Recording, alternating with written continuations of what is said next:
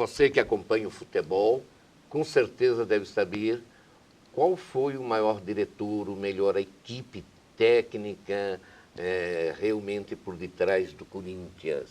Quem você considera um dos maiores diretores e técnicos do Corinthians? A figura mais carismática da história do Corinthians como diretores, sem dúvida nenhuma, foi o Vicente Matheus. Vicente Matheus, foi grande assim Vicente como Matheus. O técnico do período Matheus, Oswaldo Brandão, foi muitíssimo carismático. Batemos igual, batemos igual. Um outro período muito agradável e bonito é o período da democracia corintiana, que eu tive o privilégio de poder participar, porque aquilo tinha uma ligação íntima com o futebol de qualidade e a reivindicação dos brasileiros das eleições diretas. É um período muito bonito também.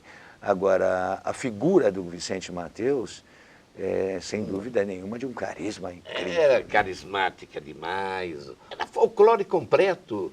Eu saía para ir jantar com ele nos restaurantes espanhóis, né, que era coisa...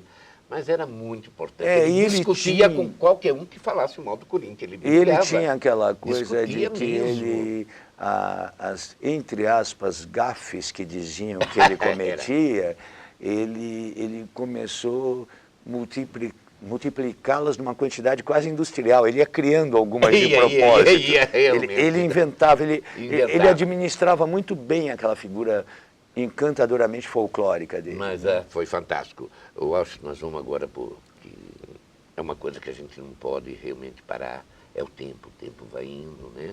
Então nós vamos chamar o comercial. Graças a Deus, depois, né, que eu vivo disso.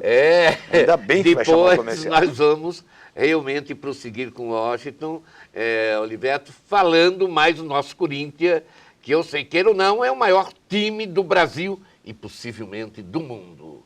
Gente, até daqui a pouco.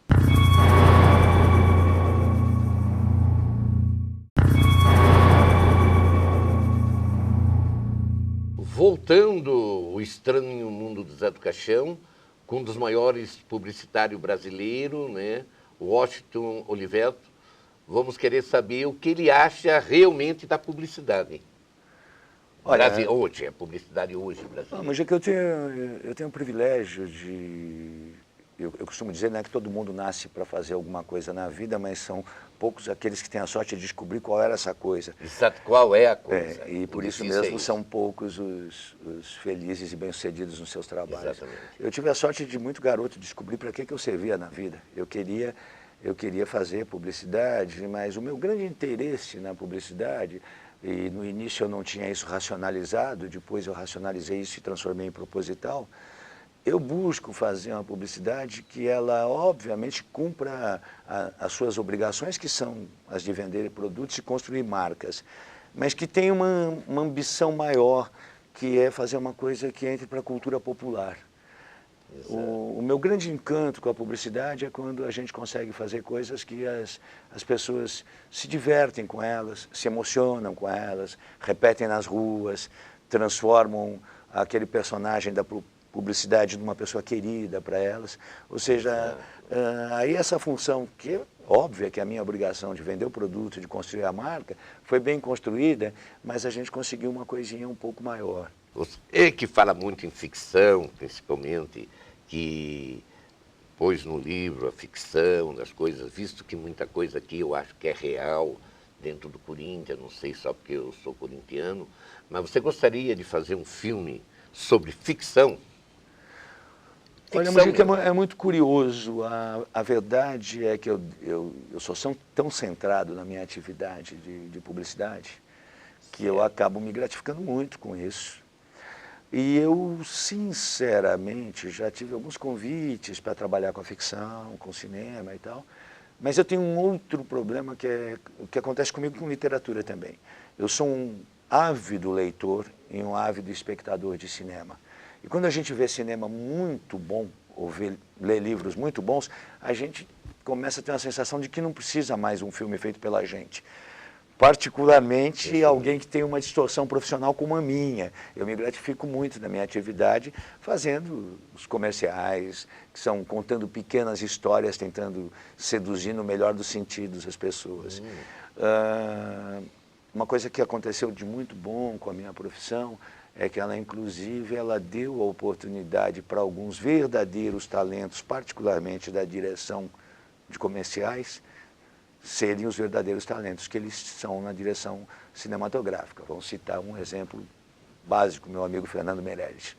O Fernando viabilizou o trabalho dele cinematográfico brilhante, começando na publicidade. Me diz uma coisa, Washington, já dentro da sétima arte, que eu acho o cinema uma das maiores artes feitas até hoje, quais são, na verdade, os seus filmes prediletos, o cineasta praticamente, ou seja, os diretores? Olha, eu gosto de muita coisa no mundo, mas eu sou muito encantado pelo Ettore Scola.